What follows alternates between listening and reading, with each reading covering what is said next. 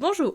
Est-ce que vous aussi vous pensez que pour manger mieux, il faut manger de tout? Est-ce que vous essayez de varier votre alimentation en combinant des féculents, des légumes et de la viande? La grande majorité de vous va répondre oui, et pour cause. On a tous entendu cette publicité nous poussant à manger 5 fruits et légumes par jour, ou encore des recommandations nous poussant à manger moins sucré et moins gras. Mais est-ce vrai? Manger plus sainement signifie-t-il réellement se plier à un régime alimentaire strict? Est-ce que ce qui est sain pour une personne l'est vraiment pour une autre? Les temps changent et la science aussi.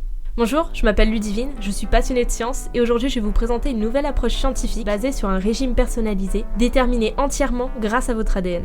Cette science, c'est la fusion entre la nutrigénomique et la nutrigénétique qui étudie les interactions entre les nutriments que nous consommons et notre profil génétique.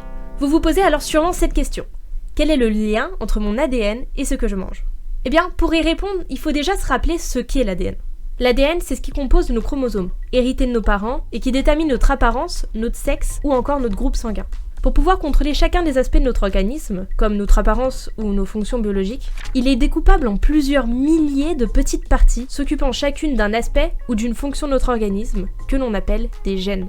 Nous avons donc un gène qui va déterminer notre groupe sanguin, et un autre qui va déterminer la couleur de nos cheveux. Mais il y a autre chose à savoir sur ces gènes. Ils peuvent être inactivés, partiellement ou entièrement. Je m'explique. Toute votre vie, vous conservez une peau ferme et plus ou moins lisse. Et puis, au fil du temps, votre peau du visage et du corps va commencer à flétrir et s'affiner, provoquant des rides. Ce qui s'est passé, c'est que le gène permettant de produire de l'élastine, indispensable à notre peau pour conserver sa forme, a été inactivé. En gros, il a cessé de fonctionner. Et c'est le même mécanisme pour tout le reste de notre corps. Les gènes sont activés et inactivés en fonction du temps qui passe ou de nos besoins. Eh bien, comme il existe un gène vous offrant une peau de bébé, il existe des gènes pour assimiler chaque sucre, chaque lipide et autres nutriments que l'on obtient via notre alimentation. Maintenant, supposons que ce que vous mangez peut aussi inactiver un gène. Eh bien ça, c'est la nutrigénomique, qui peut se passer dans votre organisme et qui se passe en fait au quotidien. Vous vous êtes déjà senti relaxé après avoir bu un délicieux thé vert? C'est parce que la catéchine, molécule contenue dans le thé vert, va stimuler le gène responsable de la protection de vos neurones contre le stress. Les aliments que nous ingérons impactent alors autant notre ADN que l'ADN lui-même impacte notre gestion de ces aliments. Et normalement, vous savez tout autant que moi que l'ADN n'est pas exactement identique à celui de vos parents ou de vos amis. Et oui, parce qu'autrement, nous nous ressemblerons tous. Pourtant, ça n'est pas le cas, et bien heureusement. Et ça, c'est parce que 99,9% de notre ADN est en commun avec n'importe quel autre humain. Donc 0,1% de notre génétique qui est propre à nous.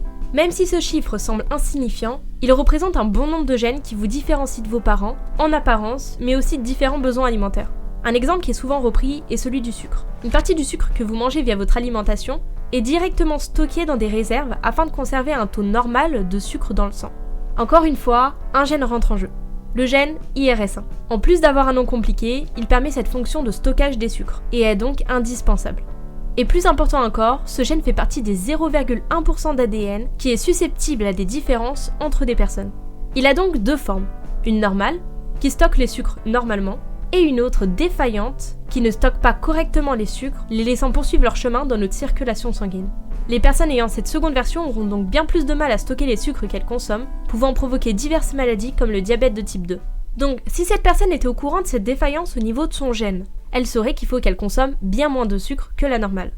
En fin de compte, cette nouvelle approche de notre alimentation, ce n'est pas seulement une façon de mieux manger au quotidien. C'est aussi une façon de prévenir les maladies pour lesquelles des personnes auraient des prédispositions génétiques, comme le diabète, l'intolérance au lactose, et même dans certains cas des cancers.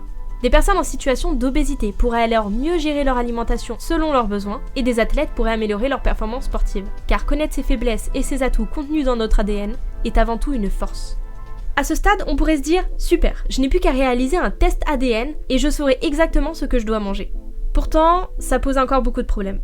Déjà, les études autour de la nutrigénétique et génomique sont encore trop peu nombreuses. Ça ne fait que depuis les années 2000 que les chercheurs et chercheuses se sont penchés dessus, et que depuis quelques années que des entreprises de tests ADN pour des régimes personnalisés ont fait leur apparition. Résultat, les prix des tests s'élèvent encore à 150 € pour analyser seulement 8 gènes et peuvent s'élever jusqu'à plus de 500 €. Ce n'est pas encore tout à fait accessible à tous et encore moins aux particuliers. En plus de ça, on pourrait se poser des questions sur qu'est-ce que nos relations sociales vont devenir. Et oui, car comme nous met en garde le sociologue Claude Fischer, si l'on a tous une alimentation stricte et spécifique à chacun d'entre nous, les repas familiaux, entre amis ou encore entre voisins pourraient bien disparaître, nous privant de cet aspect convivial qui constitue aujourd'hui une grande partie de nos interactions sociales. Cette nouvelle façon de s'alimenter pourrait-elle vraiment s'associer au plaisir de manger ensemble ? Quoi qu'il en soit, cette façon de percevoir notre alimentation nous ouvre la porte à plein de possibilités et permettrait à un grand nombre de personnes touchées par ces variations génétiques d'améliorer leur santé au quotidien en ajustant leur alimentation. La nutrigénétique et la nutrigénomique pourraient alors bien être un atout majeur pour notre futur. Je vous remercie d'être arrivé jusqu'ici. Pour ceux que ça intéresserait, j'ai mis tous les liens des articles qui m'ont servi de source en description.